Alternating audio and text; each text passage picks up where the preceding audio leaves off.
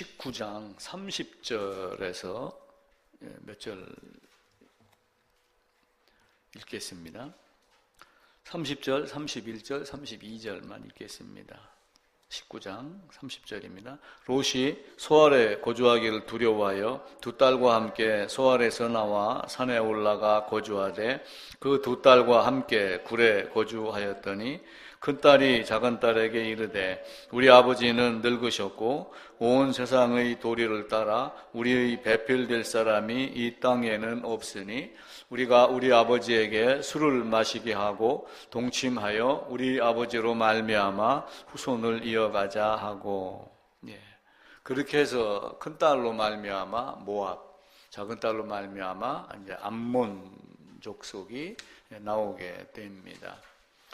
창세기에 이런 이야기들이 많이 기록이 되어 있어요. 저 뒤로 가게 되면은 이제 다말이 유다와의 또 관계로 해서 이제 베레스를 낳는 장면도 나오는데, 어떤 사람들은 그런 이야기를 해요. 왜 성경이 이렇게 추접한 얘기를 기록을 해놨느냐.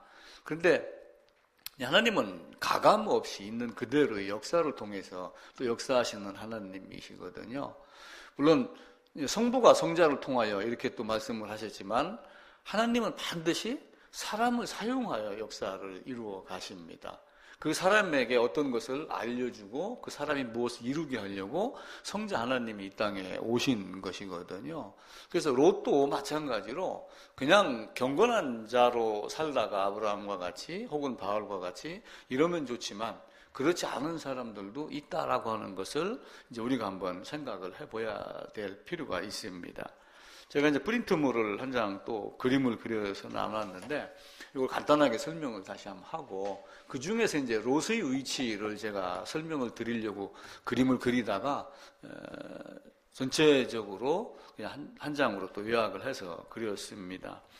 지지난주 얘기를 하면서 그 구속 언약에 대한 이야기를 드렸어요. 그러니까 구속 언약은 창세 전의 언약, 영원 전의 언약이다. 하나님이 오래전부터 하나님의 기쁘신 뜻대로 우리를 계획하셨다. 어거스틴이 이중 예정론을 이야기를 하며 칼빈에게로 그것이 이어졌거든요. 근데 이중 예정론이 뭐냐면은 하나님이 지옥에 갈 자도 예정했고 천국에 갈 자도 예정했다. 이게 이제 이중 예언이에요. 이중 은택, 이중 은총이 이제 칭의와 성화의 개념이면은 이중 예정론을 그렇게 생각을 하면 사람들이 오해를 하고 있어요. 그래서 지난주 말씀을 드리면서 하나님이 지옥 갈 자를 예정했다고 말할 수 없다. 왜냐하면 그들은 아담의 범죄로 말미암아 자동적으로 유기된 자며 지옥에 갈 자로 스스로 선택한 자들이기 때문에 하나님이 간섭하지 않냐고 그대로 나누면 어떻게 돼요? 그냥 그대로 하나님 없는 곳으로 떨어질 자. 그럼에도 불구하고 하나님이 그들 중에 어떤 자를 택하여 구원하시기로 작정하셨고, 하나님이 간섭을 하지 않으시고 가만둬도 되는데 자기 아들을 아끼지 아니하고 자기를 죽이시면까지, 사도행전에서는 자기 피로 사신 교회라고 하셨으니까 그 성자 하나님이 우리가 삼위일체 하나님을 이해를 하시면은 바로 하나님이 육신을 입고 오신 하나님. 그래서 모든 것이 그 삼위 하나님의 일로 모든 것을 다 이루셨습니다. 그만큼 우리에게 이제 사랑을 베풀어 준 거예요. 그런데 그것이 아담에게서 행위 언약, 은혜 언약으로 시작된 것이 아니라 이미 언제부터냐면은 창세 전에, 영원 전에 삼위 하나님이 그런 계획에 있었다. 그렇게 해서 이제 여기서 이제 나온 게 뭐예요? 아담이 이제 행위, 그리고 이거에 따라서 이제 은혜의 언약이 이렇게 해서 출발이 돼갖고 나옵니다. 그런데 이제 혹간에는 이 언약을 하나님이 처음 맺으신 걸로 이렇게 생각을 하지만 이미 창세 이전에 영원전의 언약이 있었다라고 하는 것을 먼저 이제 생각을 하시고, 그래서 아담과 하와로부터 말미암아 두 갈래로 이제 갈라지는 그림을 제가 그려놨습니다. 가인이 있었고 한쪽에는 아벨이 있는데 아벨 대신 셋을 줬죠. 그래갖고 결국은 여기서 이제 노아까지 이렇게 이어집니다. 근데 노아의 심판이 사실은 그 또 하나의 심판을 우리에게 가르치는 거예요. 교훈이나 거울로. 그러면서 베드로 후서에서는 이제 불로 심판할 것도 이렇게 말씀을 하고, 그러면서 노아로 말미암아 다시 셈, 함, 야벳이 있는데 요 셈으로 말미암아 셈의 후손은 아르박사시요. 이렇게 하면 누구까지 연장이 되냐면은 창세기 11장에서 데라까지 이렇게 나오게 됩니다. 그 그림이 이제 위편 N축편의 그 중간쯤에 있는 그 그림입니다. 그리고 이제 가인의 족보는 사실은 거기 사장만 기록이 되어 있고 더 이상 기록이 안 돼 있습니다. 물론 중간중간에 이스라엘 백성들을 괴롭히는 존재, 악의 존재로 가인의 후손들이 등장을 하지만 가인 자체의 후손의 역사는 더 이상 기록을 하지 않습니다. 이제 중요한 거는 이제 우리가 알고 싶어 하는 것은 요때 데라부터 시작이 되는 거예요. 그래서 창세기 11장에 26절부터 29절에 보게 되면은 데라의 후손은 누구더라? 라고 하며 데라의 후손에 대한 이야기가 나옵니다. 한번 찾아볼까요? 창세기 11장입니다. 데라의 족보는 이러하니라. 창세기 11장 27절입니다. 26절부터 제가 몇 절 읽을게요. 데라는 70세에 아브람과 나홀과 하란을 낳았더라. 데라의 족보는 이러하니라. 데라는 아브람과 나홀과 하란을 낳고 하란은 롯을 낳았더라. 그래서 오늘 나오는 말씀의 롯이 여기에 등장을 하는데 롯의 아버지 하란은 28절입니다. 하란은 그 아비 데라보다 먼저 고향 갈대아인의 우르에서 죽었더라. 아마 그래서 아브라함이 롯을 데리고 나오지 않았는가. 그런데 이제 아브라함이 느헤미야 9장이나 이제 가게 되면 하나님이 택하여 불렀다. 혈혈 단신으로 있었을 때 이런 의미로 말씀을 드렸잖아요. 단순히 혼자의 개념이 아니라 세상과 연합하지 않는 어떤 애로움, 연합하지 않는 존재. 그때 상태에서 아마 롯도 아브라함의 영향을 받지 않았을까. 왜냐하면은 저 뒤에 가게 되면은 롯이 의로운 롯이 마음이 상했다 이런 말씀이 있어요. 그래서 이제 그런 말씀을 보게 되면은 데라 그리고 아브라함이 조카 롯 이렇게 이제 데리고 나옵니다. 그래서 창세기 11장 27절 29절에 의해 가지고 아브라함, 나홀, 하란 이렇게 이제 구분이 돼요. 그래서 먼저 이제 하란을 보면은 하란 밑에 누가 있냐면 롯이 있어요. 롯이 있는데 11장 그 27절 다시 보면은 데라의 족보는 이러하니라. 데라는 아브라함과 나홀과 하란을 낳고 하란은 롯을 낳았으며 29절입니다. 아브라함과 나홀이 장가들었으니 아브라함의 아내 이름은 사레며 나홀의 아내 이름은 밀가니 하란의 딸이요. 그러니까 하란과 나홀이 지금 형제잖아요. 형제인데 나홀의 아내 밀가가 누구의 딸이냐면은 하란의 딸이다.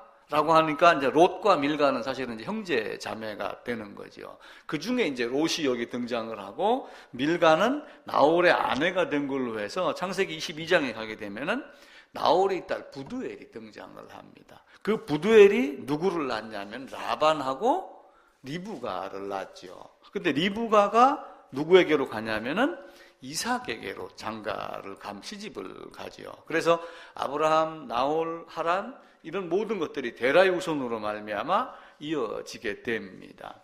그리고 라반으로 가게 되면은 두 딸이 또 있잖아요. 레아가 있고 라헬이 있고. 근데 레아, 라헬이 누구에게로 가요? 창세기 29장에 가게 되면은 야곱에게로 갑니다. 그래서 그 야곱에게서 12아들이 태어나는 장면을 제가 성경에다가 기록을 해놔서 창세기 29장에 가면은 르우벤, 시므온, 레위, 유다 넷이 나오는데 누구의 자식이냐면은 레아의 자식이에요. 그리고 30장으로 넘어가면은 이제 레아가 그 라반 밑에 보면 레아, 라헬을 해놓고 그 레아 밑에다가 제가 실바하고 비라를 적어놨죠. 그러니까 레아의 몸종은 누굴 줬냐면 비라를 줬고 라헬의 실바를 줬고 라헬의 몸종은 빌하를 준 거예요. 그런데 이제 이 야곱이 그러니까 레아, 라헬, 실바, 비라 4명의 여인과 함께 사는 겁니다. 그 중에 라헬에게 반했지만 레아에게 먼저 결혼을 하게 하고 루벤, 시므온, 레위, 유다를 넷 낳고 넷이 낳으니까 그 다음에 이제 어떻게 해요? 라헬이 이제 또 시기를 하잖아요. 그래서 하나님이 누구를 줬냐면은 라헬의 종 비라에게 단과 납달리를 주고 다시 레아의 종 실바에게 갓과 아셀을 주고 그리고 다시 레아에게 이사갈, 스불론, 디나를 줍니다. 그때 이제 이사갈을 낳을 때 이게 이제 그 라헬이 그 무슨 꽃 있습니다. 창세기 30장에 잠깐 가볼까요? 합한채, 창세기 30장 14절에 가면은 이제 합한채를 구했는데 그걸 이제 라헬이 챙기면서 그럼 언니가 이제 그 야곱의 방에 들어가라 이렇게 하면 합한채를 챙기며 넘어가. 그렇게 하고서 태어난 게 이제 누구냐면 이사갈, 스불론, 그리고 마지막에 딸 하나가 태어나요. 디나가. 그래서 스불론 옆에다가 제가 디나를 적었고, 나중에 이제 양을 치다가 14년 끝났을 때쯤에 요셉이 태어나고, 돌아오는 길에 베냐민이 태어나고, 이렇게 해서 12아들이 태어납니다. 그리고 이제 유다로 말미암아 다윗, 그리스도, 예수의 족보가 이제 창세기 38장 29절부터 룻기, 그리고 마태복음 1장, 로마서 1장 이렇게 하게 되면 전체적으로 성경의 역사가 이 한 장에 드러나는 겁니다. 그런데 이제 오늘에 있는 부분은 하란 밑에 있는 그 롯 부분입니다.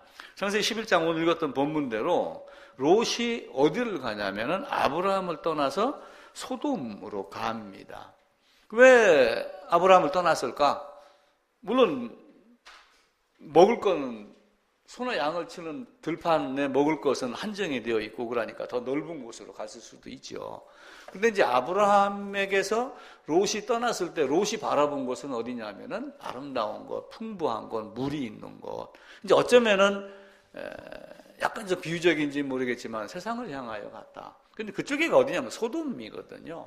아무래도 지역적으로 가서 머물다가 보면은 소돔 쪽에가 어떤 동네라 하는 거 알겠죠, 그죠? 알면서도 가지 않았을까? 이제 그런 생각을 해보게 됩니다.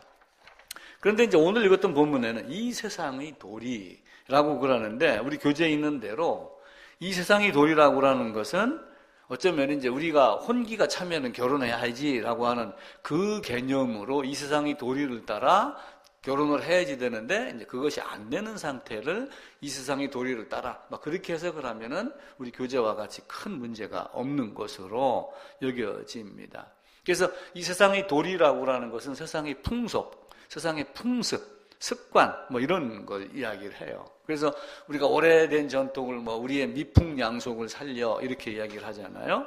그러니까 옛날부터 내려온 아름다운 좋은 습관 뭐 이런 걸 이제 우리가 미풍양속 이렇게 이야기를 합니다. 그래서 온 세상의 도리를 따라 우리와 함께할 남자가 없다라고 하는 이것도 사실은 소돔성을 빠져나오고 나서 보니까 어찌 보면은 쓸만한 남자가 없을 수도 있고, 또 소돔성에서 자기들이 겪었던 것을 보면은 그래도 나름대로는 신앙을 갖고 있었는데 이 신앙에 맞는 남편감이 없다 이렇게 볼 수도 있고. 그런데 왜 하나 제가 궁금했던 것이, 그러면서는 왜 소돔에서는 두 사위가 농담으로 여기서 못 빠져나왔잖아요.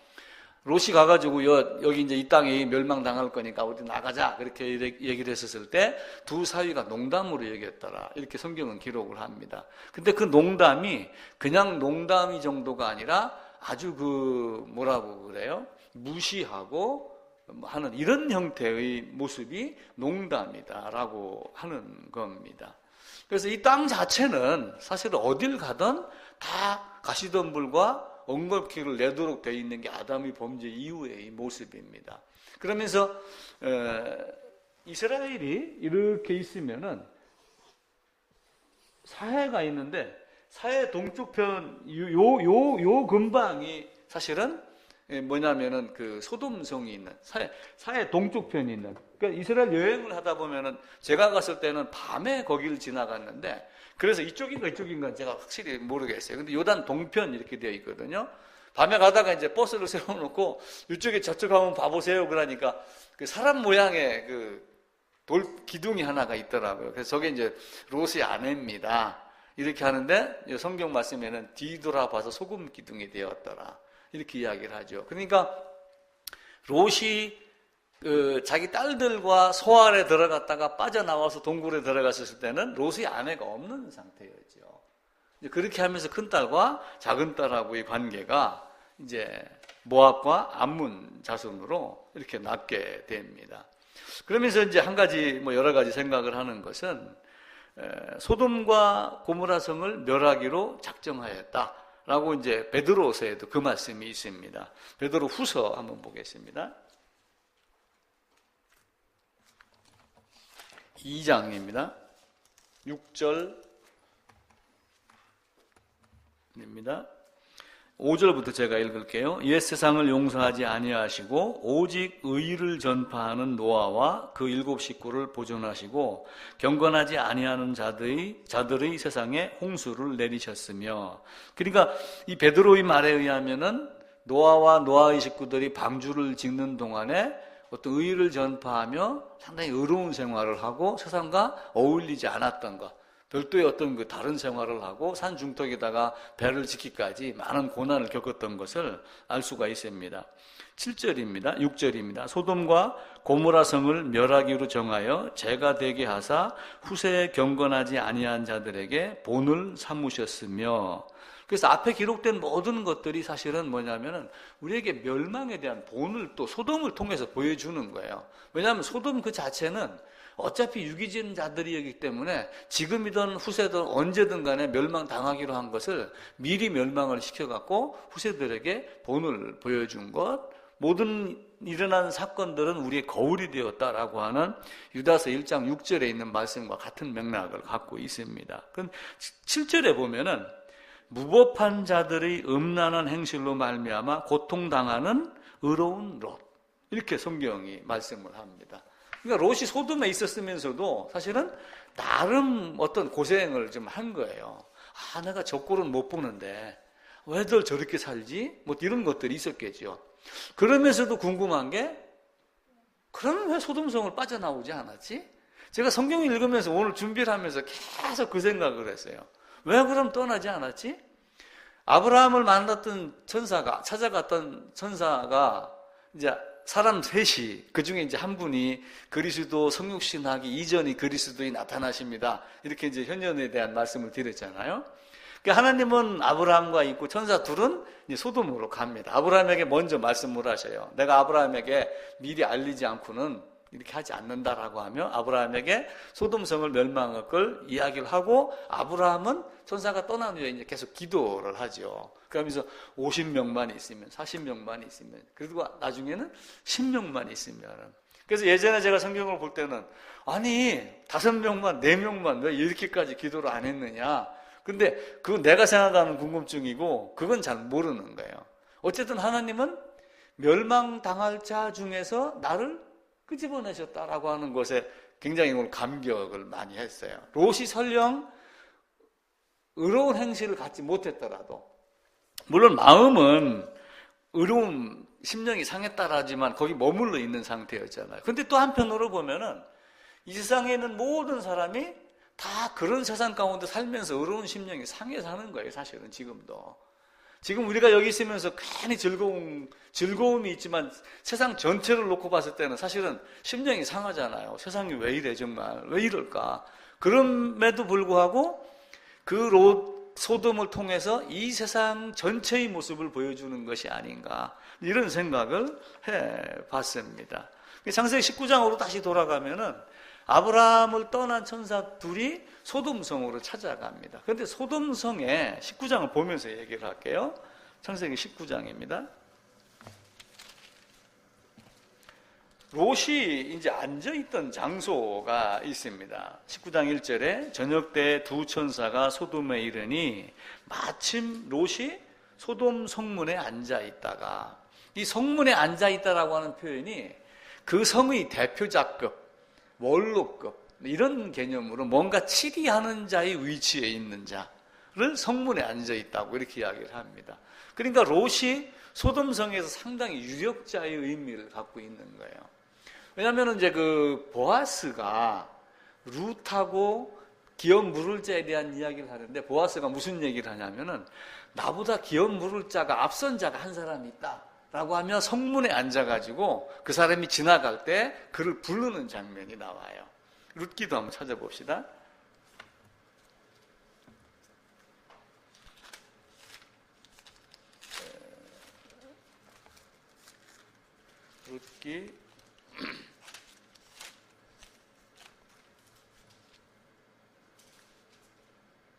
4장입니다.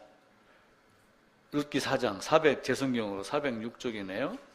보아스가 성문으로 올라가서 거기 앉아 있더니 마침 보아스가 말하던 기업 물을 자가 지나가는지라. 보아스가 그에게 이르되 아무개여 이리로 와서 앉으라 하니 그가 와서 앉으매 라고 하며 보아스가 성문에 앉아갖고 유력자의 모습을 갖고 있습니다. 그러니까 롯도 같은 상태로 소돔 성문에 앉아서 유력자 행세를 했던 거예요. 근데 그렇게밖에 할 수 없었던 것이, 왜냐하면 13장에서 이제 롯이 떠나잖아요. 떠나는데 그 다음에 뭐가 나오냐면은 다른 성의 성주들이 와가지고 공격을 해서 누구를 잡아가요? 롯을 잡아가잖아요. 롯을 잡아가고 롯의 식구를 잡아가고 재물을 다 뺏어갔는데 아브라함이 그걸 알고 318명을 데리고 가서 그들을 뺏어옵니다. 그 뺏어온 아브라함의 조카를 소돔성 사람들이 무시했겠어요? 야, 우리를 구해준 저 아브라함의 조카야 라고 하면 어쩌면은 롯은 거기서 대우받고 살았을지도 몰라요. 그래서 아마 성문에 앉아 있었을지도 모릅니다. 근데 룻이 어려운 심정이 상했듯이 마음속으로는 어떤 그 말씀을 보고 살고 또 하나님에 대한 어떤 갈망을 갖고 있었겠죠. 천사가 왔었을 때 눈에 보였다는 것이 롯의 어떤 그런 마음 상태를 나타내는 것 아닌가, 그런 생각을 갖게 됩니다. 그래서 도착할 때가 언제냐면 저녁 때에 도착을 하는데 롯이 성문에 앉았다가 그걸 보고 와서 음식 잡수세요. 그리고 오늘 우리 집에 거하세요. 이렇게 이야기를 합니다. 근데 천사들이 아니다라고 이렇게 이야기를 하는데 19장에 보게 되면은 2절에 이르되 내 주여 돌이켜 종의 집으로 들어와 발을 씻고 주무시고 일찍이 일어나 갈 길을 가소서. 그들이 이르되 아니라 우리가 거리에서 밤을 새우겠다.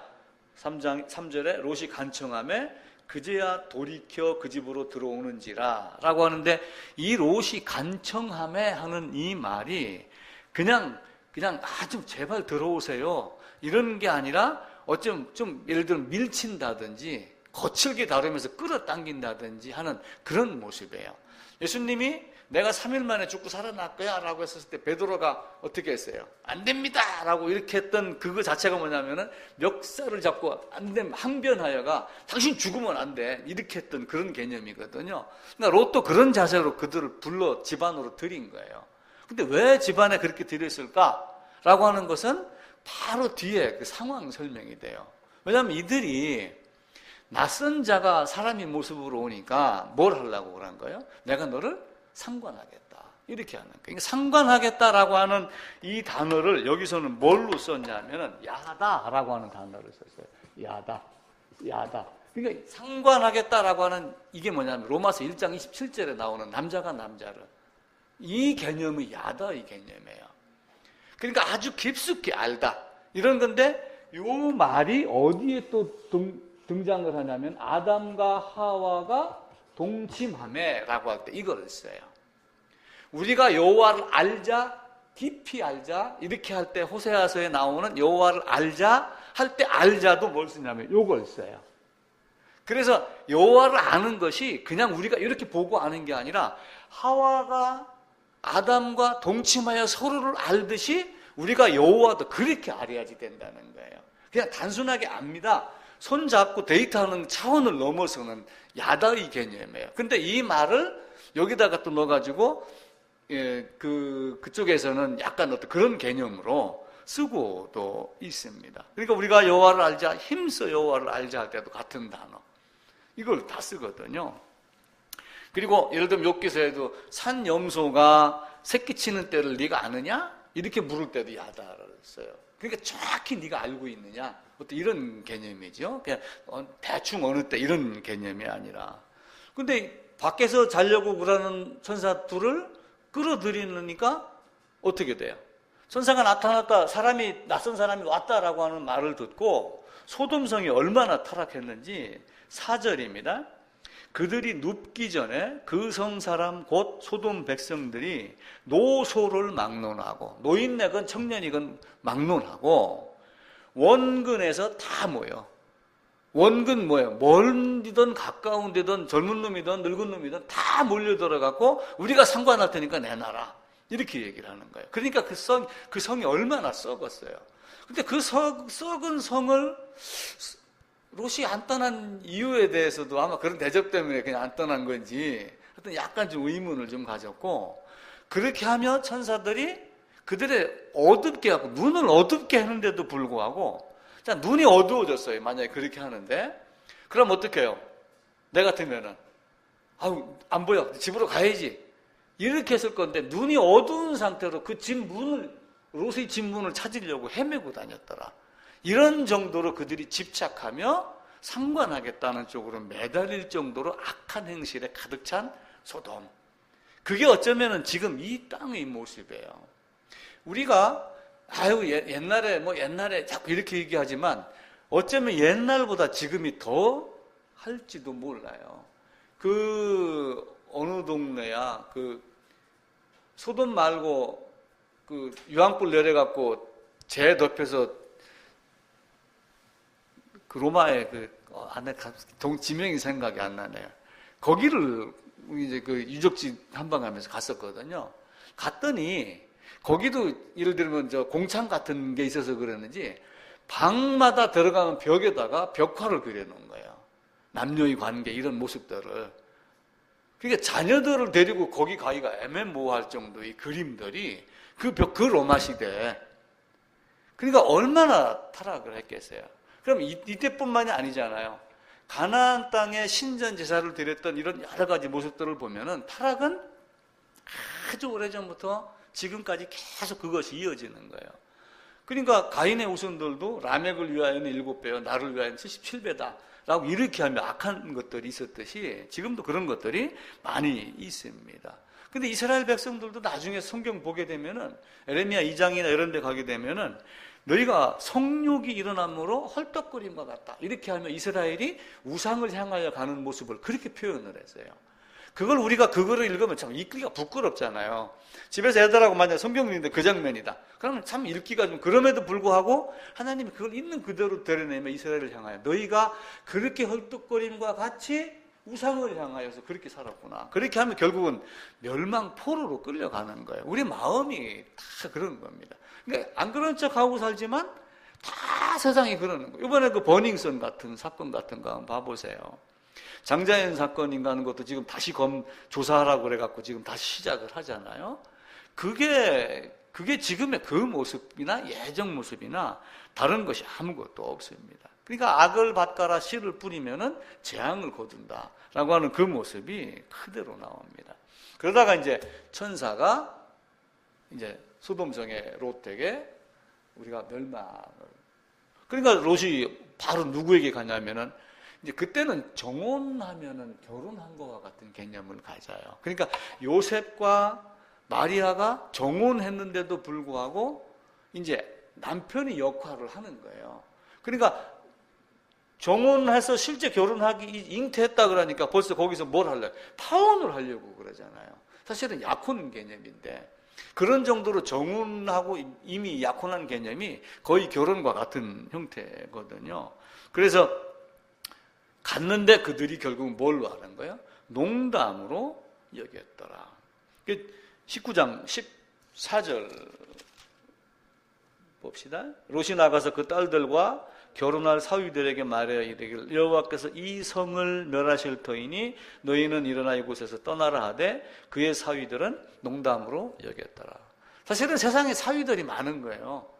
세상에 뭐 얘기하면은 좀 더 늙으면 더 이따 갈게. 하나님이 어디 있어? 그러면서도 누군가가 죽으면 하늘에 갔다 이렇게 표현을 또 하고 그러죠.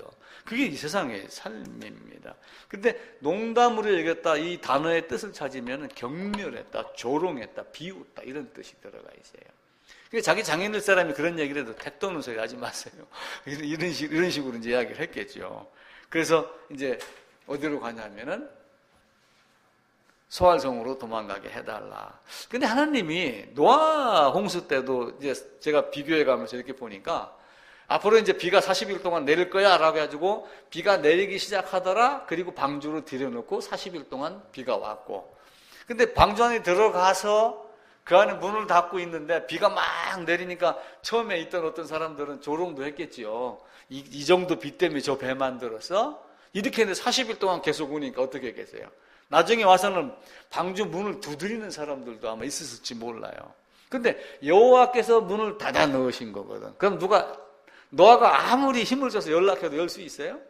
열면 닫을 사람이 없고 닫으면 열 사람이 없고 성경은 그렇게 말씀하거든요. 그 마찬가지로 비가 쏟아질 때 그렇게 했고 또 이들도 동이 틀 때 이들을 어디로 옮기냐면 성 밖으로 옮깁니다. 그래서 요즘에 이제 전천년설, 후천년설, 무천년설 막 이렇게 하며 또 휴거가 있냐 없냐 사람들이 많이 싸우지만은 이 롯이 소돔성을 빠져나가는 장면 또 아니면은 노아가 방주에 타고 홍수가 내리면서 뜬 장면 이런 것들을 전부 연관해서 보게 되면은 호련히 임했을 때 어떤 재앙이 닥쳐오기 전에 하나님의 사람들을 밖으로 끌어내지 않을까 그런 생각을 하는 거예요. 또 그러면서 아브라함과 같이 의롭게 열심히 사는 사람도 있지만 또 설령 롯과 같이 조금 힘든 여정을 거쳤다 할지라도 그가 소유한 칭의 때문에 하나님은 그를 소돔 밖으로 빼어내고 아브라함, 노아 모두가 다 방주 안으로 들어가게 하고 아브라함, 이삭, 야곱 다 조상의 묘에 들어갔더라 저 열주의 무덤에 들어갔다라고 하는 얘기는 이미 그 안으로 옮겨갔다라고 하는 의미를 가지고 있거든요. 근데 이 롯이 자꾸 지체를 하고 그러니까 나중에는 어떻게 해요? 천사가 누구의 손목을 잡아요? 롯과 롯의 아내 두 딸의 손목을 잡고 밖으로 끄집어내더라 이렇게 되어 있어요. 그러니까 직접 하나님이 아마 공중에서 끌어올리지 않겠느냐 어떤 방식인지는 모르지만 데살로니가서에 있는 어떤 그건 이제 순간 연상이 되더라고요. 그래서 하나님이 직접 끄집어낸다. 내가 가기 싫어도 가야 될 조건이 맞으면은 데리고 가시는 하나님. 그러면서 네가 피해야지 이 성을 멸할 것이다. 이 말씀을 해요.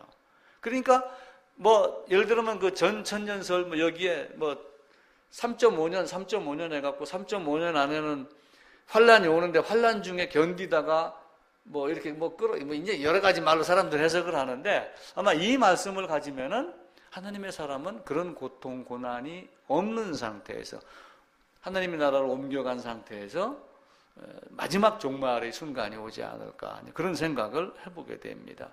그리고 이제 19장 밑으로 쭉 내려가게 되면은 불과 유황불이 비같이 쏟아지더라 이 말씀을 해요. 근데 그 비같이 쏟아지는 장면이 계시록에 가게 되면 하늘에서 우박이 설익은 나무를 흔들어 떨으면 두두두두 떨어지잖아요. 그렇게 떨어지듯이 하늘에서 불이 떨어지더라 라고 하는 말이 그대로 이루어지지 않을까 그런 생각을 또 해보게 됩니다.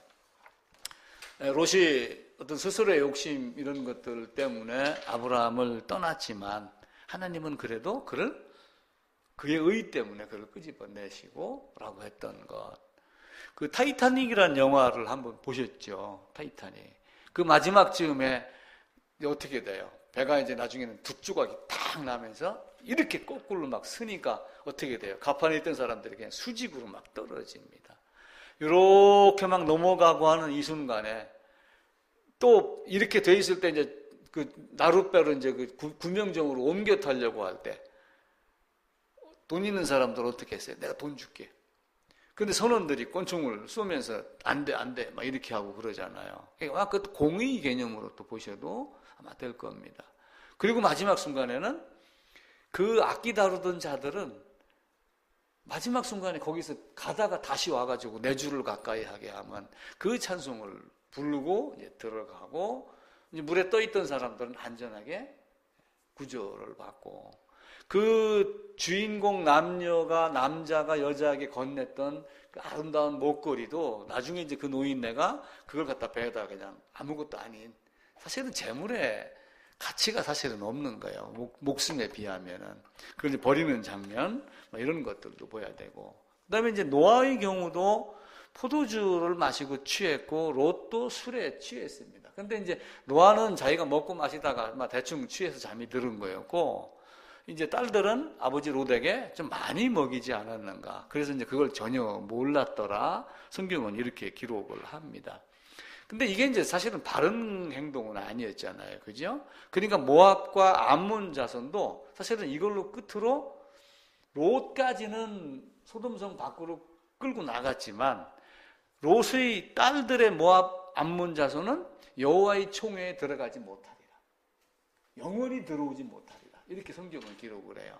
그 내용을 아까 제가 그 그림 그린 거 제일 오른쪽 그 밑에 보게 되면은 암몬 사람과 모압 사람은 여호와의 총회에 들어오지 못한다. 그래서 모압 암몬의 이름도 모압은 아버지의 시요, 암몬은 근친의 아들, 종족의 아들 이런 뜻입니다. 그래서 레위기 이런 데 보게 되면은 근친 상간에 대한 벌이 엄청납니다. 죽입니다.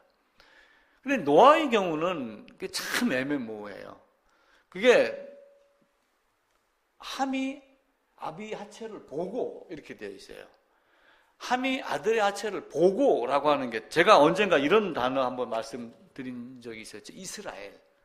이스라엘이 어떤 뜻이냐면은 이쉬라고 하는 어떤 사람이 뭘 하나님을 봤다라고 하는 보다가 라거든요. 근데 함이 아비 하체를 보다라고 할 때 이 단어를 써요. 근데 이게 아주 주목하여 보다 이런 뜻이에요. 아주 주목하여 보다. 그냥 지나가는데 아버지가 어떻게 옷을 벗고 잤으니까 봤어?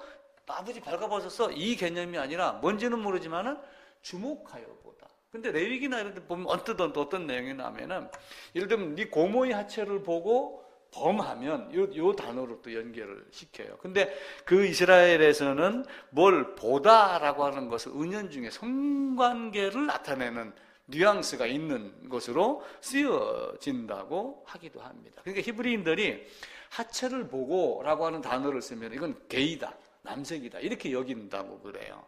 그래서 함이 아비 하체를 보고라고 하는 것이 어떤 이상한 짓을 한 것이 아닌가. 만약에 그냥 보고 나갔는데 함이 행한 일들을 보고 아버지가 분노를 했다. 단순히 그냥 눈으로 스쳐나가는데 행한 일을 보고 분노를 했다? 행한 일이 개념이 뭔가 몸과 마음에 느꼈을 것 아닌가, 느낀 행동이 행위가 아니었겠는가 라고 하는 생각이 퍼뜩 들어가는 거예요.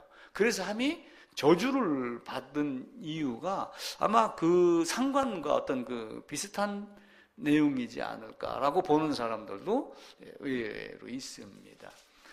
그런데 이제 이 성경에도 이렇게 부모의 이런 관계, 르우벤이 아까 이제 그 야곱의 첫아들 르우벤이 그 누구를 범하냐면은 라헬의 몸종을 범해요. 라헬의 몸종을 범하는데 둘이 동침했다라고 하는데 둘이 마음이 맞은 건지는 모르지만은 자기 친엄마가 레아인데 아버지는 누구를 사랑해요? 라헬을 사랑하니까 친엄마의 자매는 못 건드리고 몸종인 비라를 건드리지 않았겠느냐 뭐 이런 생각이 들어요. 그래서 루벤은 아비의 침상을 건드렸기 때문에 장자의 권한에서 멀어져요. 그 다음에 이제 지난번 말씀드렸던 대로 시므온과 레위는 그 디나 사건으로 그래서 유다한테 이제 이렇게 넘어가거든요. 압살롬도 어떻게 하냐면 압살롬을 다윗이 굉장히 아꼈잖아요. 그런데 압살롬이 나중에는 어떻게 하냐면 다윗이 범죄를 했잖아요. 이런 사건이 일어납니다. 그래서 나중에 네 아들이 이런 일이 일어날 것이다 했는데 나중에 이제 압살롬이 반역으로 도망을 가요. 도망을 가는데 도망가고 후궁을 남겨놓고 가거든요. 후궁을 남겨놓고 가는데 그때 이제 압살롬의 주위에 있던 사람들이 후궁을 건드리세요. 그렇게 이야기를 해요. 왜 그걸 하게 하냐면은 이제 옛날에 왕들의 전쟁을 보면은 적군이 와가지고 적장의 아내를 적국의 왕의 아내를 내 아내로 삼으면서 그 땅을 접수했다 이 의미를 가져요. 왕은 설령 죽어도 그러니까 그 나라 왕비 국모를 내가 가졌으니 내가 국모의 남편이고 너희도 패했지만 너희가 내가 아버지다. 이런 개념으로 자기 전쟁의 승리를 이제 갖게 하게 하는 그런 걸 갖고 있습니다. 그래서 결국은 모압 암몬은 여호와의 총회에 들어가지 못하더라. 그 발람 왕이 이제 이스라엘을 이제 이렇게 거짓 선지자 발람을 불러갖고 이스라엘을 저주하려고 했던 왕이 누구냐면 발락이거든요. 발락이 모압 왕이에요. 그래서 계속해요. 그들은 이쪽에 이렇게 있으면서 모압 암몬들이 이스라엘을 계속 공격하여 쌓아내고 이렇게 하며 해방하는 이런 존재로 바뀌게 됩니다. 롯이 이제 스스로를 위해서 아브라함을 떠났지만 찾아간 곳이 사실은 아름다운 곳은 아니었고 또 그 안에 있더라 할지라도 의로운 롯, 심령이 상한 롯을 하나님이 꺼내는 것은 또한 사실이다. 그러면서 어쩌면 우리는 이제 아브라함과 같이 롯을 위해서 기도하는 사람이 좀 되어야지 되고 또 그러면서도 롯의 위치에 내가 처해 있는가 한번 살펴볼 필요도 있고 악의 어떤 이런 모습들 또 이제 어떤 소돔성 지금도 그 소돔 이런 걸 우리가 많이 보잖아요, 그죠? 그래서 소돔이즘 뭐 이런 이야기도 하고 그러거든요. 그러니까 소돔이즘이 결국은 그렇게 타락한 그런 걸 이야기를 하는 거예요. 또 그 이즘이라고 해서 그 써먹는 게 그 소돔이즘인가 하는 것도 있고 오나니즘이라고 하는 것도 있어요. 오나니즘은 뭐냐면 이제 유다의 아들 중에 그 둘째인가 셋째가 이제 오난이라고 그래서 유다가 다말이 갔는데 땅에 설정하고 아기를 못 낳게 했더라라고 하는 그걸 가지고 이제 오나니즘이라고 하여 이제 다른 용어로 이렇게 또 쓰기도 하고 그럽니다.